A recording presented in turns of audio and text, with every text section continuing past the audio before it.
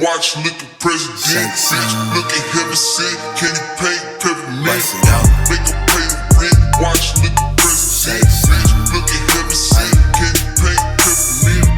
Make her pay the rent. Watch, look at president. Bitch, look at heaven sent. Can you pay peppermint? Make her pay the rent. Watch, look at president. Bitch, look at heaven sent. Can you pay peppermint? Okay, I'ma make her pay that rent. Make her get that money, stack it up until it makes. So I think the key word you said was because I feel like at a certain point things kind of just changed. Yeah. Right? Yeah. I'm not sure, was it like 2014, 2015? What was it like? I would say like, yeah, 2014, 2015. Yeah. Like around that time started to like really change.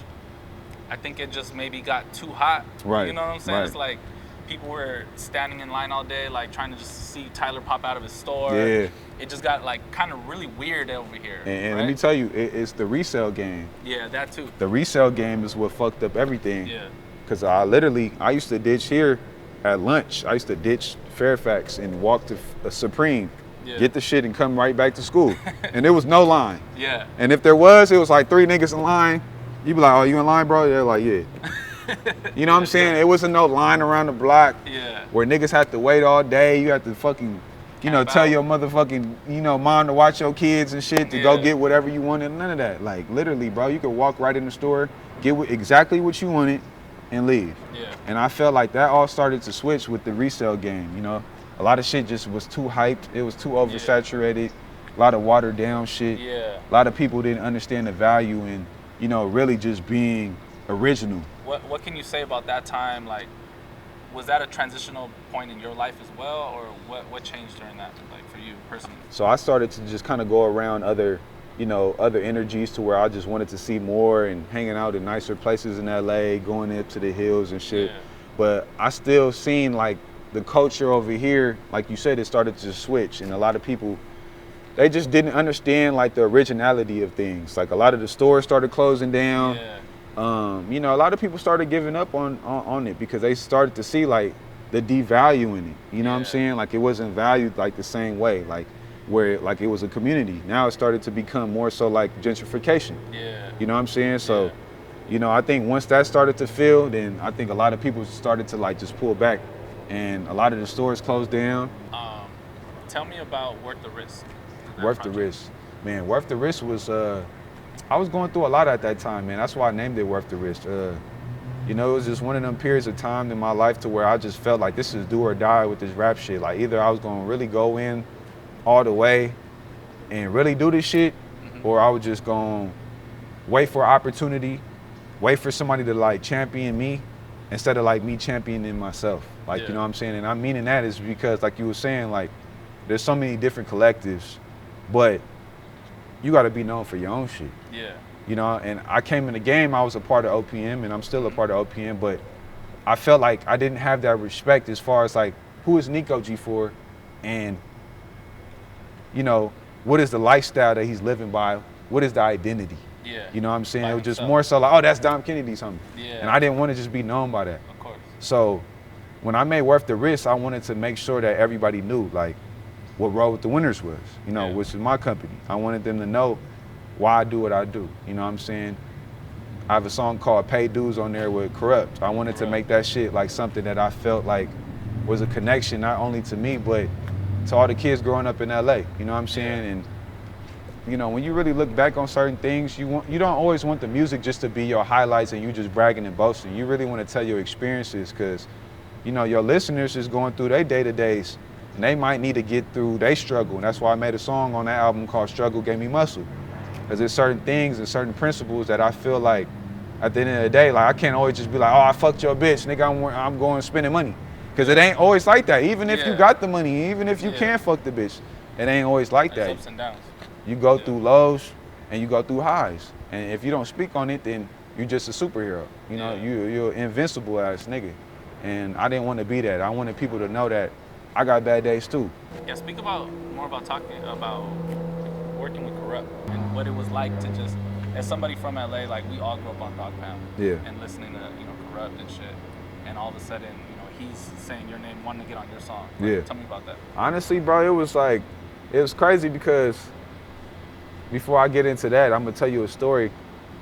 Literally, I don't know if it was 11th or 12th grade here, but Casey Veggies came up to the school here, and he had a, you know, he was meeting up with me, cause he had like a little performance at this record shop right here on Melrose called Fathead Records.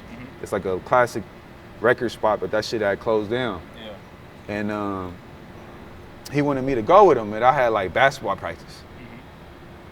And I remember being like, fuck that basketball shit. Like, we about to go over here to Fathead Records, and bro was performing. Kurupt so happened to be there that day. You know, so I got the introduction to bro. And I remember just meeting bro, man, he just fucked with me instantly. Like, it's a nigga character, a nigga style. You know, bro was showing hella love. And you know, I met back up with bro. You know, fast forward back to when I'm actually a rapper now. My DJ at the time, DJ John, he is close to bro. So he told bro, like, hey bro, I got a nigga named Niko G4, he fuck with you. You know, he wants you to come through the studio. And bro instantly was like, bet. Like, he knew who I was, he came through. All he requested was that I got him a bottle of Patron. A Kurupt verse for a bottle of Patron is he was just like, just make sure y'all got me a bottle of Patron. That's hard. So we was like, all right, bet, we gonna make sure, we be sipping anyway, so we gonna make sure you got a bottle of Patron. You know what I'm saying? So we got a bottle of Patron. Bro came in instantly, he was on this level. You know, we cracked the shit, nigga went in there, bro. I'm telling you, that nigga didn't look at a phone, he didn't look at nothing, he didn't do double takes. Everything that nigga did, he did all in one take. Oh shit. All in one take, all the talking, all everything. Nigga didn't stutter, he didn't fuck up. All in one take, it was all over with. And I thank bro for that, man. Every time I see Kurupt, man, that's my uncle, man. He show love, and you know, shit, he didn't do what you rap niggas be doing. Y'all be pump faking and doing all that. Nigga, if an OG coming through and he's showing love, I don't want to hear none of that diva shit with you niggas. You know what I'm saying? So. And you're not getting a bottle of 42, you get a bottle of Patron. Exactly. a nice little, and bro wanted the little bottle. He didn't even want the big bottle. So nigga, you know what I'm saying? We got it done. But yeah, shout out to my Uncle Kurupt, man, for real. You know? That's dope.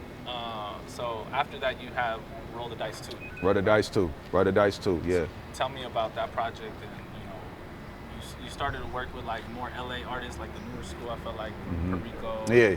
Obviously you got Larry June. From the Bay. Just tell me about that project a little more. Yeah, Roll the Dice 2 was like a beautiful time for me because I literally was just, you know, as an artist, you want to try new shit and you don't want to feel like, oh, I'm stepping outside of my lane. And I kind of felt at that time like I was ready to take on that risk regardless of whatever people thought. You know, I was just ready to do something new. I was ready to be like a whole new G4. That's why even on the cover, it was like totally different. It was brighter. Like all my other covers was kind of darker. You know what I'm saying? Like all my other colors was more so LA. Like this one was like, it was out in your face. It was like popping out. It was like, you know, me with my fucking shirt off, you know what I'm saying, type shit. I don't do shit like that. So it was just more so like, man, it was like the Don't Give a Fuck album. Like, I'm just gonna have fun with this shit. And yeah, I think we captured everything pretty well on that shit. But honestly, at the end of the day, with that one, it taught me a lot how to go into my next album. You know what I'm saying? And I took a little time off after that one because I truly wanted to like execute with the next thing I did. You know, because with Roll the Dice 2, I kind of felt like it was like an end of that chapter. You know, like that beginning chapter with like OPM, not with OPM, but just like me being a kid. You know what I'm saying? And they're like, all right, who's the grown Niko now? Like, nigga, you about to turn 25, you about to turn, you know what I'm saying? Like, it's like a whole new element in what I got going on. So, you know, a lot of those old trends was dying out. And now it's a new time. It's 2017. It's all new shit going on. So, yeah, Roll the Dice 2 was like the new chapter into what I got going on now. So, you took that break, you know, after Roll the Dice 2. What were some things that you did during that break to, like, get you inspired to come back and drop your new project, Blayr, for like? Honestly, at the end of the day, the most thing that I did, bro, I really just sat back and was studying a lot of other artists at that time, like, you know, and particularly the artists around me. You know, like I still was going on tour with Dom. I still was like around other artists that I respected, like you said, like Larry June. I started, you know, kind of, you know, conversing with bro more, you know, G Pericos. You know, I kind of was taking a couple steps back because I kind of, you know, to fully go forward, you gotta learn from others. You know what I'm saying? And I seen all of these artists, like I'm speaking of, particularly, they're all independent. Yeah. And I'm like, damn, like I like how they moving, like I like how they getting their shit going. And I kind of felt at that time like it was time for me to like show what I could do either independently or we could just go sign this deal. Yeah. You know, because I had a couple labels that wanted to fuck with me.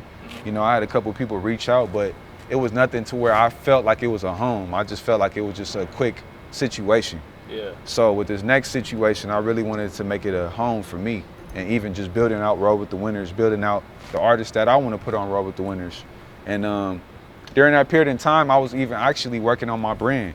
You know what I'm saying? Just trying to do different things, because I was just speaking about this earlier, like you could be an artist and you could do this artist shit, but if you don't know the business side of it, then you just looked at a certain way. You know what I'm saying? Like you just an artist. Yeah. You know, I wanted to be a businessman from day one. I wanted to be a creator, I wanted to be a businessman, and I wanted to be an artist. Yeah. You know, but if you don't go through those trial and errors and you don't go through all the falling on your face and getting back up, then you ain't gonna know how to do the shit. You know what I'm saying? You're gonna just have highs and then get right back down to a low. You know what I'm saying? And I've seen so many artists, like, you know, they'll get signed, they got a couple hits, and then it's another nigga. You know what I'm saying? Right after that. Yeah. So if you don't really know how to like grow and evolve, then, you know, you're just gonna be looking for the next opportunity, and you don't wanna do that. The opportunity's within yourself. You gotta just seek that next shit. You know what I'm saying? And me taking that time off, I just sharpened my steel, and I came back way sharper with Play It Forever. You know what I'm saying? And with Play It Forever, like I felt like that was just that. I caught my second win, and I wasn't looking back after that at all. Like I literally knew who I was. I knew what I wanted to do.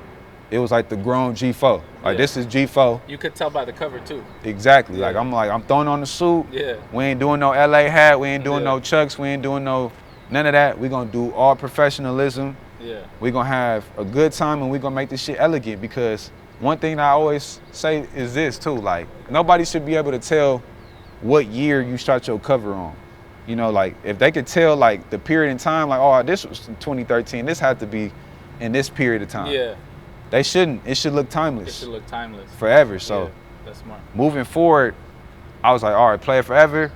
We're gonna make this a timeless fucking album. Like I ain't going when they play this shit in 2100, it's still gonna be a great time. Yeah. You know what I'm saying? So that's all I had to, you know, that's all I had in mind, and that's all I had to think about when I was trying to think about creating that. You know what I'm saying? So So then the next project you just dropped, the Winner's Tape. Yeah. Tell me about that, because like you said, it feels like a continuation of Blayr Forever, but now it's like, you know, the album was like so sharp. Yeah. It's like 13 songs. Yeah. One of the best albums I heard to come from LA last year. Man, I appreciate you. From 2021, like start to finish with no skips. Yeah. You know what I'm saying? Appreciate So tell me about like finally getting to like, okay, let me perfect what my process is for like an album.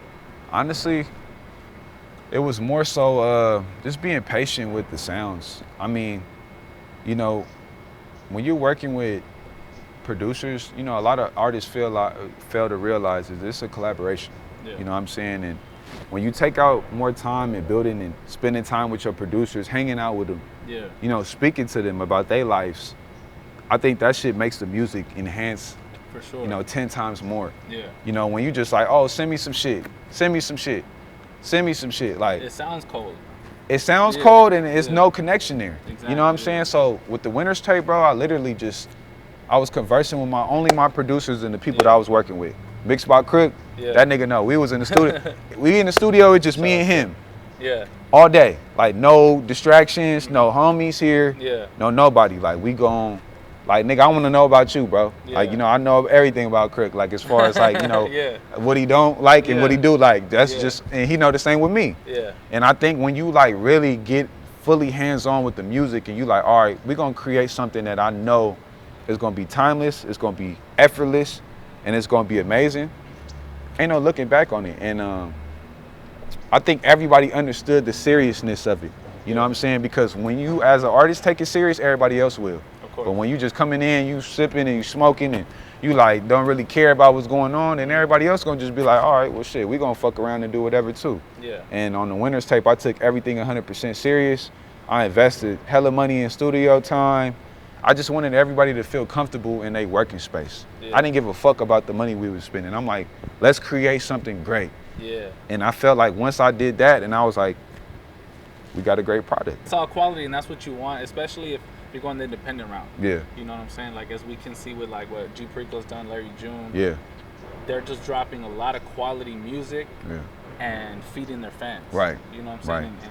And going on tour and doing pop-ups and, you know what I'm saying? And like really, like how it used to be. Right. In a way, right. like when you first started. Right, right. That's kind of how it was more, where it was like really hand-to-hand type shit. Right. You know what I'm and saying? There wasn't so much internet. There's no consistency without commitment, you know, Yeah. and there's no commitment without consistency. Yeah. You know what I'm saying? And to be committed, you got to consistently deliver. You know, I think at the end of the day, like, there's so many people that, like they said, like, they'll get praise from an album like the Winner's Tape and just be like, oh, nigga, I did what I did. Like, nah, I'm ready to gear up and do it again. Yeah. You know what I'm saying? And I think that's what makes it so important, you know, for the consumer. It's just like, damn, this nigga is my favorite artist because this nigga knows, like, and he cares about this. Yeah. Like, he isn't just a nigga that's like, oh, you know, and I'm pretty sure you've seen there's so many artists that do one great thing and they want everybody in the world to give them credit for it. Like, oh, nigga, yeah. like, bro, like, y'all acting like y'all don't see this. Y'all acting like y'all don't see that I did 1 million views. I do that shit 20 times. Yeah. Do it 50 times. Do it 100 times. Exactly. Because at that time, you won't need nobody's approval. Because a real winner, and I Yeah. always say this, that's what we call our shit, roll with the winners. Yeah. A real winner, once you get a little bit, you're going to want some more. Yeah. You know what I'm saying? It only takes a little bit to go get more. You know what I'm saying? And man, it's tunnel vision, bro. Yeah. Lock in and shit, all of the old achievements, all of the old accolades, that shit don't matter once some shits is in the trophy case. Facts. Once they in the trophy cases, we go back outside and we Can't go bring get them more. with you on the court. Ain't nobody. Giannis Antetokounmpo ain't walking out with the trophy like, nigga, it's a whole new season. Yeah, facts. And it's plenty of niggas that want to win. You Yeah. know what I'm saying? And he know that. So it's Yeah. like, man, you know, you got to be a humble giant out here, bro. Yeah. You can't be a nigga that's just, you know, just looking at everything that you did do right. I look at all my wrongs, bro, and I look at that more than my rights, you know, because I want to know how to improve. Exactly. You know what I'm saying? I want to know how to get better. And I think as an artist, that's why over time, they like, damn, nigga, you been rapping since 2012. I'm like, yeah. And I'm blessed to keep rapping, you know, to stay rapping, because at the end of the day, it's so many niggas I seen in 2012 I don't see now. Yeah. They ain't getting no interview. Yeah. Them niggas at home, shit, packing their little kids' lunch or some shit and just dropping them off. That's cool. Be a dad, but nigga, I'm gonna be a dad and I'm gonna be a motherfucking star. Yeah. You know what I'm saying? I'm gonna be everything. I'm gonna provide for my family and I'm gonna be on that stage. Yeah. You know what I'm saying? So at the end of the day, like, I just wanted to show my people, show niggas on Perico, show niggas from the west side that you could do this shit, bro. Ain't nobody from our side really did this shit. Yeah. It's either been South Central, it's been Compton, Long Beach. Ain't nobody from West LA ever did really brought this shit to the forefront and really didn't make this shit popular and known. Yeah. So I think that's more of a task for me too. And you know, shit, we slowly but surely getting to that point, you know, to that point in our careers, you know. Fair. So, what do you got coming for 2022? 2022, I'm working on a new EP right now. You know, I want to drop it in the first 3 months of the album, the year, top of the year. I want to drop like just a quick little EP, maybe like 5 or 6 songs. You know, I got like most of the songs done already. Yeah. I'm about to get with Crook and we about to mix them down. So that's my first move. And I got a show coming up, headlining show that I'm doing in February for Winner's Tape and Blayr Forever. So, you know, I'm really focused on that right now. And shit, you know, we planning some tours. We got some shit in motion. You know, hopefully we get around the whole country this year, you know what I'm saying?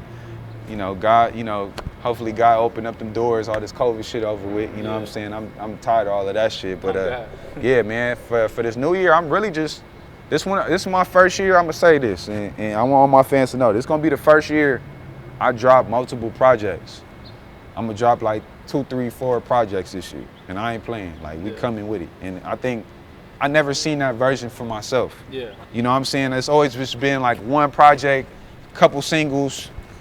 That shit's cool, but it ain't good enough. Yeah. You know, I feel like if I deliver on that level of like consistently giving them what they want, I'm gonna see myself at a whole nother level that I never seen myself at. Facts. You know what I'm saying? Because the music is there, everything's been there, but the consistency is key. Yeah. You know what I'm saying? So this year, it's all about consistency for me, and I think that's the main focus. That's the only thing I'm looking at. That's what's up, bro. Yeah. I'm excited to see it. Man, thank you. Appreciate you, bro. Appreciate you, bro. As always. My God. Niko Legend. G4, Rosecrans Vic. Yeah. Yeah. You already know. Winners. mine. Fairfax and shit, showing them high school experience and shit, doing a day in the life of my guy Rosecrans Vic right here. He got a platform called Rosecrans, and he just be, interviewing all the LA artists, all the big artists outside the city too. So niggas just telling them about the Fairfax life, you know what I'm saying? Yeah, man, it's the original Fairfax Rosewood block, man. You know what I'm saying? And it birthed young creators like me. Just seeing, Bobby Hundreds and Nick Diamonds pull up and do their thing, have their illustrations on the wall, tons of shit on the wall, all of that. That shit was important. You know what I'm saying? That shit was important, nigga. You know what I'm saying? A lot of these Poindexters that work here, they don't know about this shit. You know what I'm saying? They don't know what's going on. But it's all good. You know what I'm saying? I'm gonna tell y'all about it. But yeah, man, original Fairfax, man. Yeah. Not the watered down shit. Not the watered down shit. Take care of your kids, show them how to lead. Cause when your time up, life still proceeds.